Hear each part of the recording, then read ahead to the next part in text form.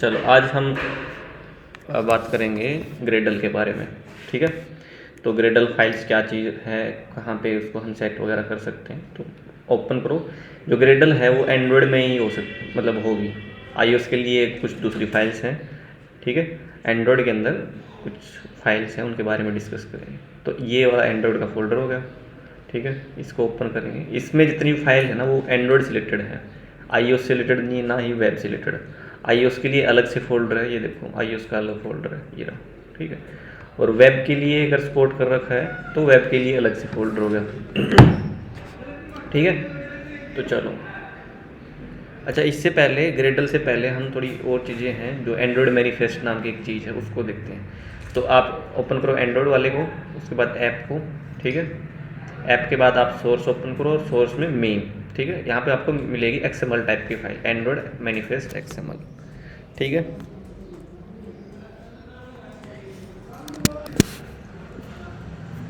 ठीक है। तो थोड़ा मैं XML के बारे में बता दूं क्या चीज़ है क्या। ठीक है, तो XML आपने पहले ही पढ़ा हो HTML के बारे में। तो HTML की तरह ही मतलब टैग्स वगैरह रहते हैं, बट थोड़ा सा इसका सिंटैक्स डिफरेंट है। ठीक है, जैसे XML में क्या रहेगा कि ऐसे टैग्स लिखेंगे। जैसे मेरे को स्टूडेंट की इन्फॉर्मेशन स्टोर करनी है, तो क्या करेंगे, स्टूडेंट नाम का एक टैग हो जाएगा और स्टूडेंट को बंद कर देंगे। ये थोड़ा बड़ा होगा, फिर से करता हूँ।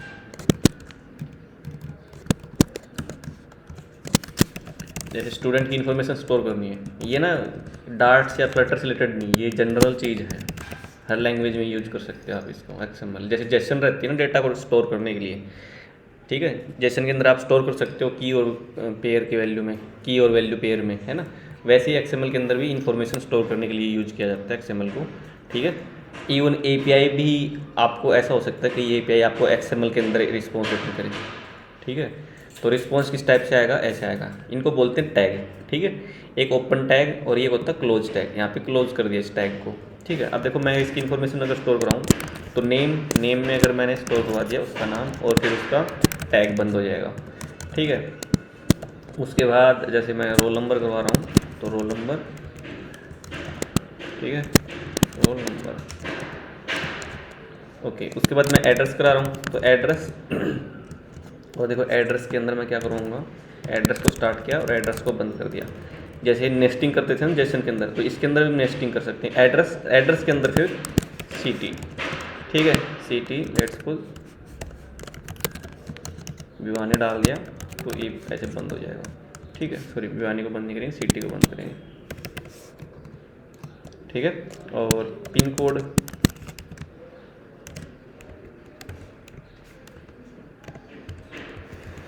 ठीक है, ऐसे पिन कोड डाल देंगे इसका।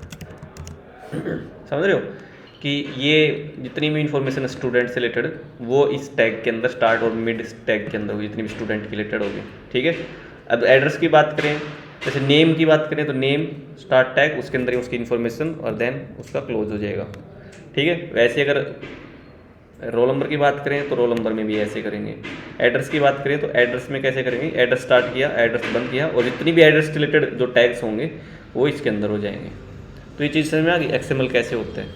ठीक है, XML, ये XML है, जैसे जेसन रहता है वैसे इसके अंदर इसकी फुल फॉर्म है एक्सटेंसिव मार्कअप लैंग्वेज। आपसे कोई इंटरव्यू में क्वेश्चन पूछ ले तो बता देना एक्सटेंसिव मार्कअप लैंग्वेज।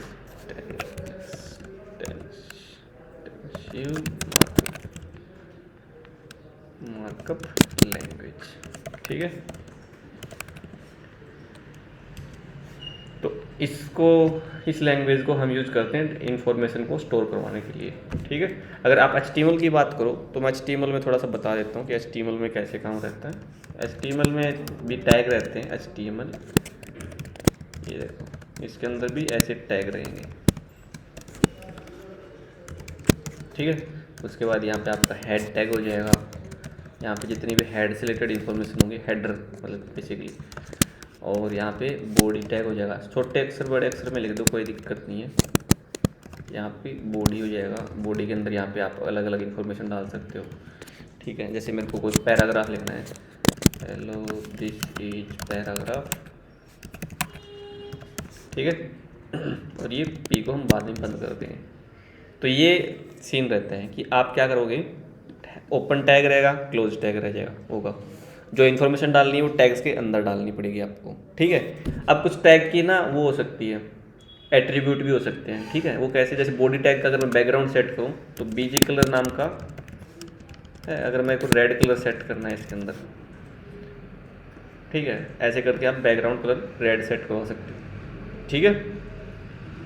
क्लियर ही चीज़, इनको क्या बोलते हैं, एट्रीब्यूट बोलते हैं। तो हर टैग के अंदर जरूरी नहीं है कि किसी टैग के अंदर एट्रीब्यूट हो सकते हैं, किसी के अंदर नहीं भी होंगे। तो एट्रीब्यूट क्या होगा, टैग जो ओपन टैग रहता है ना उसी के साथ में हम उसके एट्रीब्यूट लिखते हैं, ठीक है। तो ऐसे ही अपनी XML लैंग्वेज है, ठीक है। अगर आप देखोगे तो ये देखो मैनिफेस्ट टैग स्टार्ट और मैनिफेस्ट टैग बंद हो गए यहाँ पे, ठीक है। अब हर एक जो एप्लीकेशन है, एंड्रॉयड के हर एक एप्लीकेशन का एक पैकेज होता है, यूनिक पैकेज, जो आप प्रोजेक्ट स्टार्ट करते हो ना शुरुआत में, वो उस टाइम पे पूछता भी है, com.example वगैरह वगैरह कुछ करके लिखा होता है, ठीक है। तो वो क्या रहता है, ये जो पैकेज रहता है वो आपकी ऐप का एक यूनिक आईडी है, एक तरह से बोल सकते हो। तो अगर आपकी ऐप प्ले स्टोर पे जाएगी तो इस नाम का जो ये है पैकेज नेम, वो किसी दूसरी ऐप का नहीं होना चाहिए। अगर दूसरी ऐप का होगा तो आपकी ऐप अपलोड नहीं होगी प्ले स्टोर पे, ठीक है। तो ये पैकेज नेम है, अगर आपको देखना हो पैकेज नेम तो यहाँ पे आपको मिल जाएगा, ठीक है, हर एक ऐप का। मैनिफेस्ट में जाके आप एंड्रॉयड मैनिफेस्ट में जाके देख सकते हो। इस फाइल का देखो एक्सटेंशन देखोगे ना, .xml लिखा हुआ है, ठीक है, तो यानी XML से रिलेटेड इन्फॉर्मेशन मिलेगी। तो ये मैनिफेस्ट टैग स्टार्ट यहाँ पे बंद, तो जितना भी काम होगा वो इसके अंदर होगा।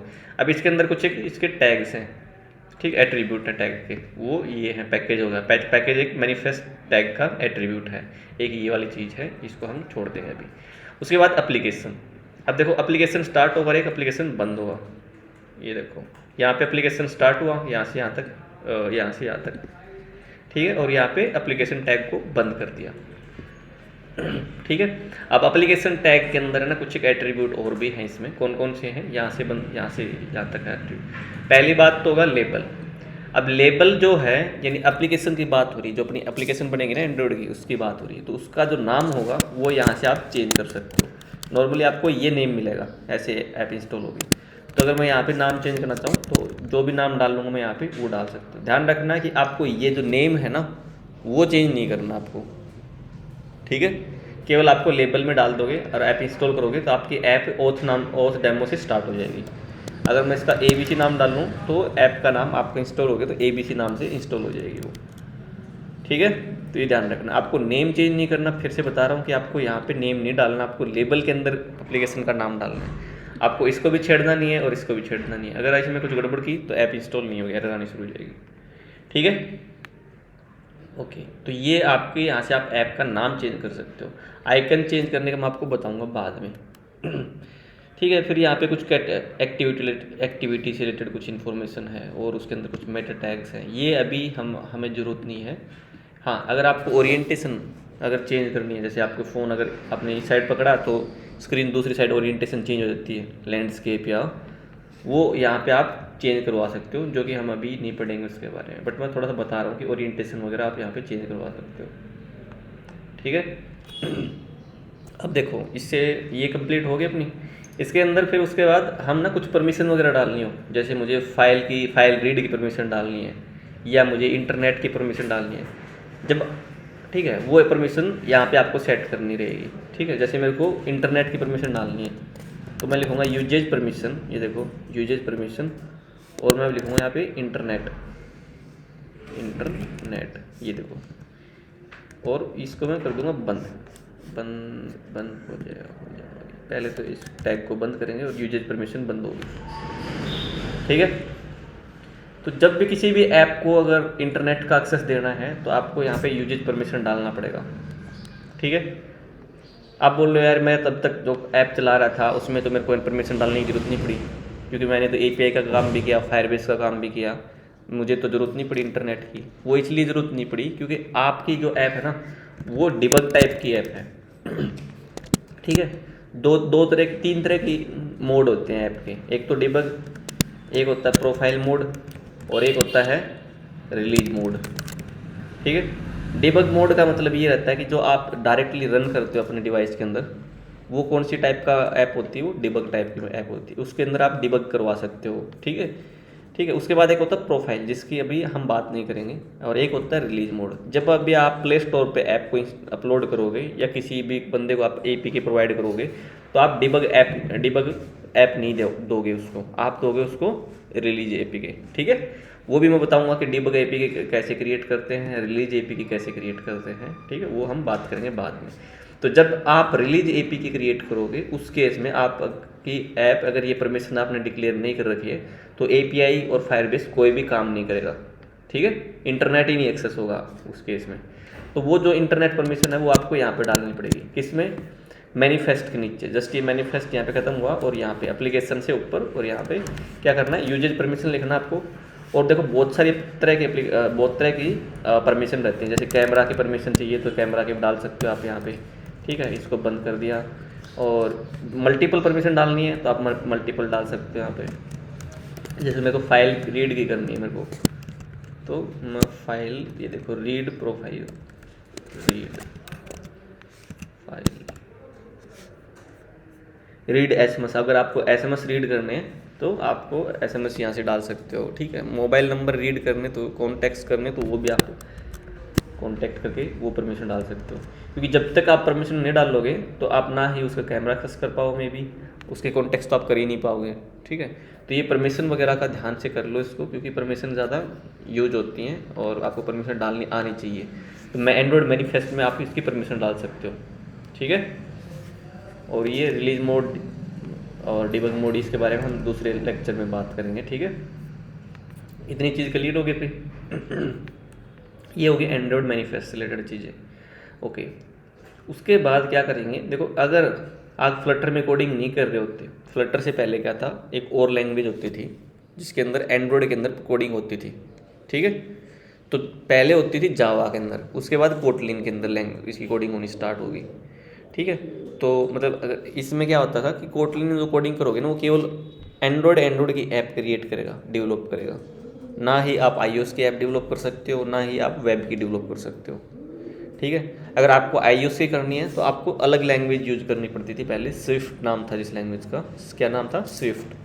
और वेब के लिए फिर आपको पता ही है HTML CSS जावास्क्रिप्ट बहुत सारे हैं, और उसके बाद कुछ फ्रेमवर्क वगैरह हैं। लेकिन जो फ्लटर है, फ्लटर लैंग्वेज या फ्रेमवर्क है, वो क्या करता है कि एक बार कोड देखो आप डार्ट के अंदर, और मल्टीपल ऑपरेटिंग सिस्टम यानी iOS, एंड्रॉयड, वेब सब के लिए आपकी ऐप हो सकती है। बट अगर आप चाहो कि मुझे तो कोटलिन में कोडिंग करनी है, तो आप यहाँ आगे इस मेन एक्टिविटी के अंदर आप यहाँ पे कोडिंग करवा सकते हो, ठीक है। तो ये कोटलिन लैंग्वेज है। जैसे यहाँ पे क्लास डिक्लेयर कर रखी है, क्लास का नाम, और ये क्लास पेरेंट क्लास होगी, एक्सटेंड कर रही है फ्लटर एक्टिविटी करके, ठीक है। अभी हम इसकी बात नहीं करेंगे क्योंकि हमें कोटलिन लैंग्वेज नहीं सीखनी है यहाँ पे। ये देखो इसके अंदर भी इंपोर्ट वगैरह आप यूज़ कर सकते हो, but some time in future अगर आपको ज़रूरत पड़े तो आपको काम यहाँ पे भी करना पड़ सकता है थोड़ा बहुत, ठीक है। ओके, यहाँ पे कोई एरर दिखा रहा है तो उसको इग्नोर करो, ये एरर वैसे ही दिखा रहा है, हम इसको नहीं चेक करेंगे, बस आपको कुछ गड़बड़ नहीं कर देनी यहाँ पे ऐसे कुछ लिख के, ठीक है। जो भी कोड लिखा हुआ है वैसे का वैसे छोड़ना है इसमें, ठीक है। तो हमने बात कर ली कि मैनिफेस्ट फाइल क्या होती है, और इसकी कुछ एक कोटलिन के फाइल के बारे में देख लिया जो मेन एक्टिविटी है, ठीक है। ओके, फिर हम बात करते हैं ग्रेडल के बारे में। ये देखो यहाँ पे ग्रेडल फाइल है, तो मैं इसके अलावा सारी फाइल बंद कर देता हूँ। दो तरह की ग्रेडल होती हैं आपके एंड्रॉयड प्रोजेक्ट में, एक तो ऐप फोल्डर के अंदर मिलेगी आपको, और एक मिलेगी आपको बाहर, यहाँ पे ये रही, ठीक है, देख रहे हो। एक ऐप ग्रेडल एक ऐप के अंदर मिलेगी, एक एंड्रॉयड के अंदर मिलेगी। दोनों के अंदर अलग अलग कॉन्फ़िगरेशन होती हैं जो कि आपको जरूर समझ में आनी चाहिए कौन कौन सी वो रहती हैं, ठीक है। तो हमें जो काम की है वो हम उसकी बात करेंगे। एक तो ये रही कि आपका कंपाइल SDK वर्जन क्या होना चाहिए। अगर कभी एरर आ जाए या फिर कोई आपको बोले कि कंपाइल SDK वर्जन इंक्रीमेंट करना है, तो यहाँ पे आप आके इंक्रीमेंट डिक्रीमेंट कर सकते हो, ठीक है।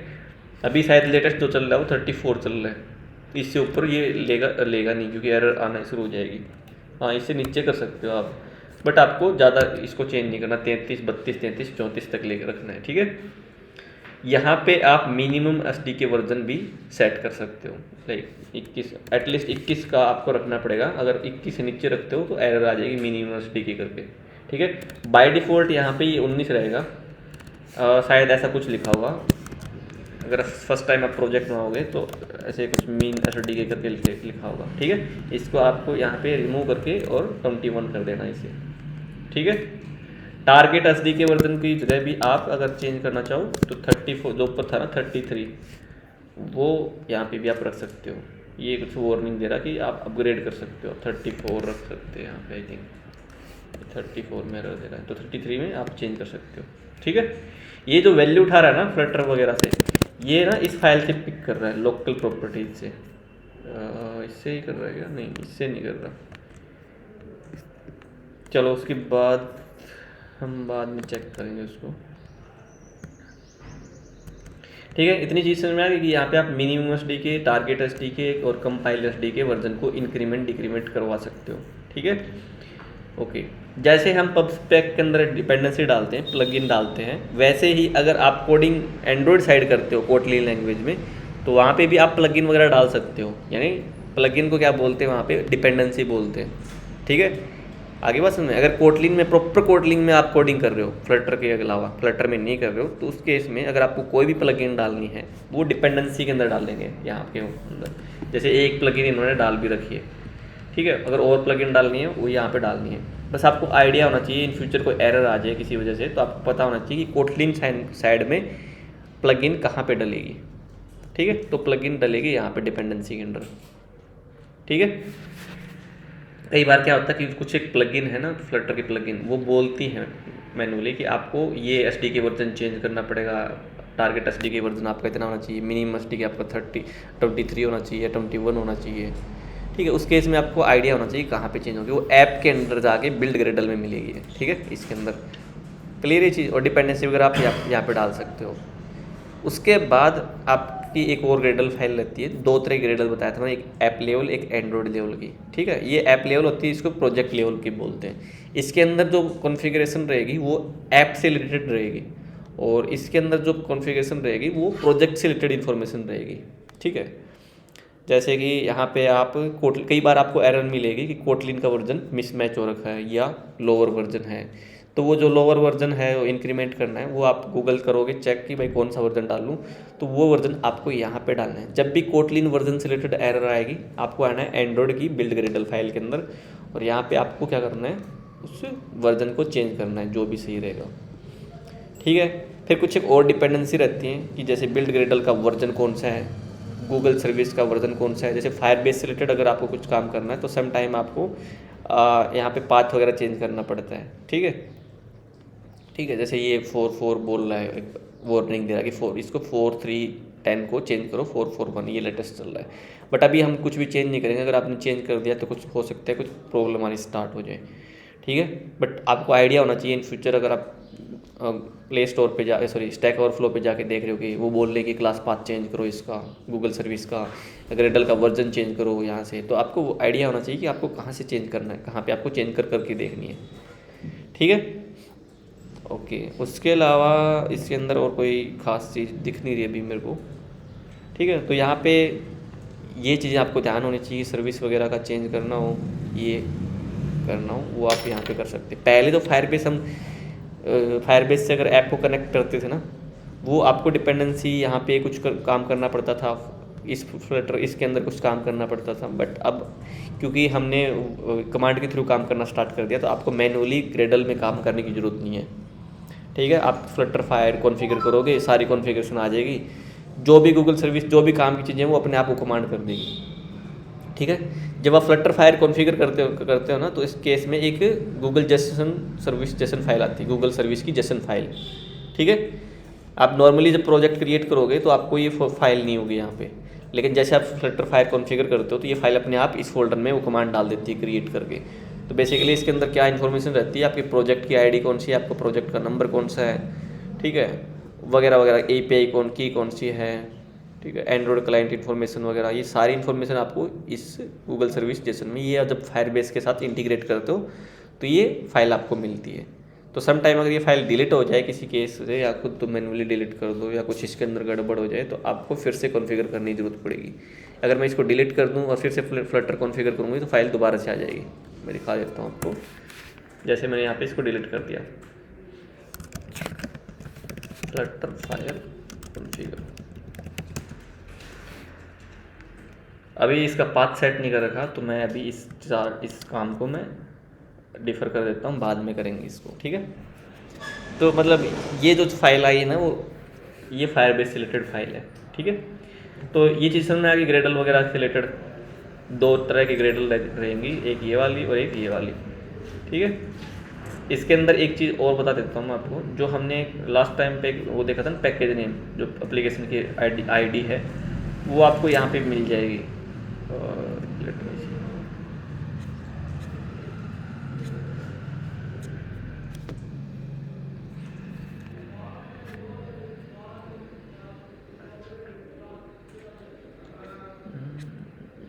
ये रही, हाँ देख लो यहाँ पे ये वाली आईडी, ठीक है। ये एप्लीकेशन आईडी या पैकेज आईडी कुछ भी बोल सकते हो, कॉम। यहाँ पे मैंने इसका नाम चेंज कर दिया था, और ये आपकी ऐप का नाम हो जाएगा, ठीक है। तो ये आपकी ऐप की आईडी रहेगी, ठीक है। और इसी की ब्याह पे आपका फायरबेस का प्रोजेक्ट भी क्रिएट होगा। आपको शायद वहाँ पे मैनुअली तो डालने की जरूरत नहीं पड़ती, बट ये आईडी बहुत इंपॉर्टेंट रहती है फिर उसके इसमें, ठीक है। तो ये ग्रेडल फाइल्स हैं, इसको अच्छे से देखो कौन कौन सी चीज़ें हैं, कौन कौन सी में अगर कोई एरर आ जाती है, जैसे लाइक कोटलिन वर्जन से रिलेटेड आ गई, तो यहाँ पे आपको चेंज करना है, ठीक है। सोर्स के अंदर मैंने आपको बता दिया है, सोर्स के अंदर क्या मिलेगा, मेन के अंदर आपको एक एंड्रॉयड मैनिफेस्ट मिलेगी और जावा और कोटलिन से रिलेटेड कोड मिलेगा, ठीक है। एक रिसोर्स फोल्डर है, रिसोर्स फोल्डर के अंदर पैक जो अपनी ऐप का आइकन वगैरह हैं, वो आपको चीज़ें सारी यहाँ पे मिलेंगी। ये देखो, ये आइकन मिलता है ना आपको, तो इसके अलग अलग साइज़ के हैं। ये थोड़े बड़े साइज़ का, ये थोड़े कम छोटे साइज़ का, ये उससे छोटे साइज़ का, ठीक है। ऐसे करके आपको मल्टीपल आइकन मिलेंगे उसी ऐप पे। अगर हमारा छोटा डिवाइस है तो कौन सा पिक करना है, अगर बड़ा डिवाइस है तो कौन सा पिक करना है, वो उसके लिए यहाँ पे अलग अलग साइज़ के आइकन बना रखे हैं इसमें, ठीक है। तो मैंने एक 3 चीज़ बताई थी कि 3 तरह के मोड होते हैं, एक डिबग मोड रहेगा, एक प्रोफाइल मोड रहेगा और एक रिलीज मोड रहेगा। इसकी हम बाद में बात करेंगे, उसके अकॉर्डिंग इन्होंने फोल्डर से बना के रखे हैं, ठीक है। गूगल सर्विस के बारे में हम बात कर चुके हैं, गूगल सर्विस जो जेसन फाइल रहती है उसके बारे में, ठीक है। उसके अलावा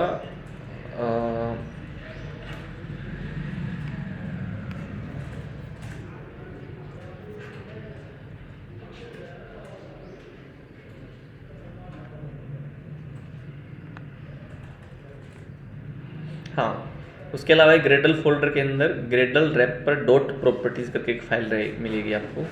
सम टाइम आपको इसका वर्जन यहाँ पे चेंज करने की ज़रूरत पड़ सकती है, अगर स्टैक ओवरफ्लो में अगर आपको सोल्यूशन मिल रहा है लाइक 4, 5, 6 काइंड ऑफ, या 1 ऐसे कुछ करके, ठीक है।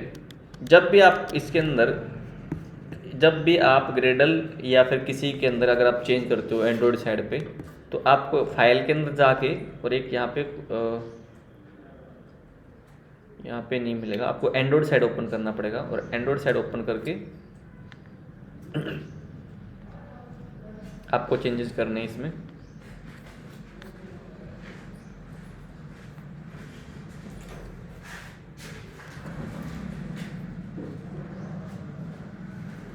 ठीक है, जब भी आप इसमें चेंज करोगे, चेंज करने के बाद आपको क्या करना है, ये दिख रहा है sync project with Gradle files, ये आपको करना है, ठीक है। जब भी आप कोई फाइल के अंदर चेंज कर रहे हो, लाइक एसडी के वर्जन इंक्रीमेंट डिक्रीमेंट कर रहे हो, या फिर इसका वर्जन चेंज कर रहे हो, लाइक मैंने अभी बताया लोकल प्रॉपर्टीज़ के अंदर या ग्रेडल के अंदर गूगल सर्विस का कुछ वर्जन चेंज कर रहे हो, तो आपको उसके बाद ये sync project with Gradle file करना है।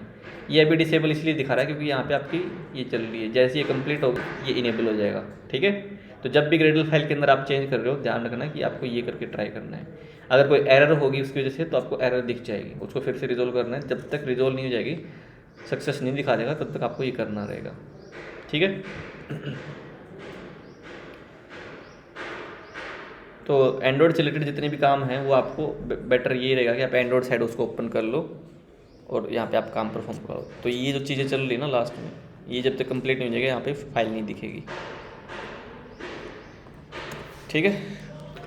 इसके अलावा और कोई फाइल्स मेरे हिसाब से कुछ नहीं है, ठीक है। तो ये जो चीज़ें थी वो थी अपनी ग्रेडल से रिलेटेड, और मैनिफेस्ट में कैसे आप चेंज करवा सकते हो, ठीक है। चलो, तो ये क्लास इतनी है।